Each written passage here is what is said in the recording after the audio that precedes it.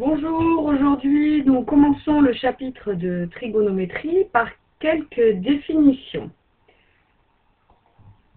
Alors, première définition, dans un triangle rectangle, il y a, par rapport au côté du triangle, quelques mots à connaître. Donc le premier mot, c'est le mot hypoténuse. Vous le connaissez déjà car vous avez déjà travaillé avec l'hypoténuse en utilisant le théorème de Pythagore. Ici, on redéfinit l'hypoténuse, c'est donc le côté qui est opposé à l'angle droit. Il est ici en rouge, c'est donc ici le côté BC. C'est le côté opposé à l'angle droit, c'est aussi le plus grand côté du triangle.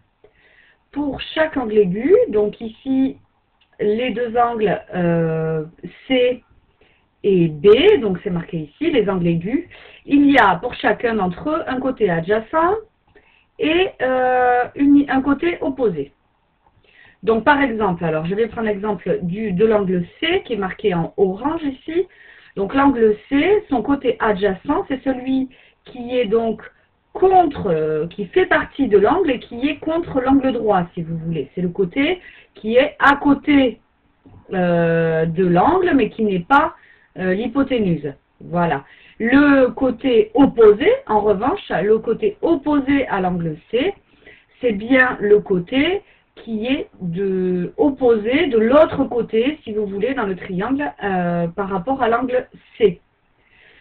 De même, si l'on se concentre sur l'angle B, le côté opposé à l'angle B est celui qui est en face, ici le côté AC, alors que le côté adjacent à l'angle B est le côté qui est sur l'angle B et puis collé, si l'on veut, à l'angle droit. Voilà, donc trois mots de vocabulaire: hypoténuse, côté opposé à un angle et côté adjacent à un angle. Tout dépend de quel angle aigu vous parlez. Ensuite, venons-en au fait. Donc, il y a trois nombres qui sont associés aux angles aigus dans le triangle rectangle. Il y a d'abord le cosinus, dont voici la définition. Le cosinus d'un angle aigu.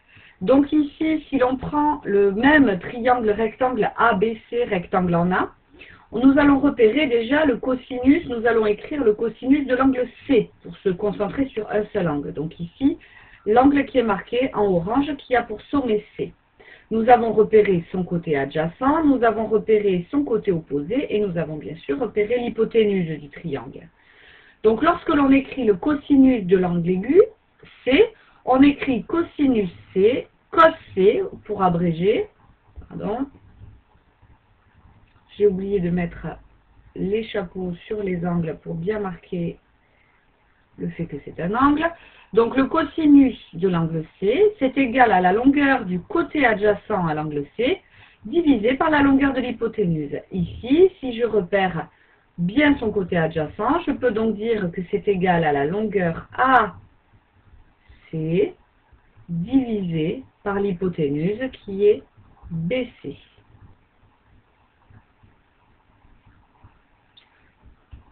Cos C égale AC sur BC. Deuxième nombre de trigonométrie, c'est un nombre, donc ici nous allons encore nous concentrer sur l'angle C, donc un nombre associé à l'angle C, sinus de l'angle C. J'ai à chaque fois oublié les chapeaux, excusez-moi. Voilà. Le côté opposé, cette fois-ci, à l'angle C, divisé par l'hypoténuse.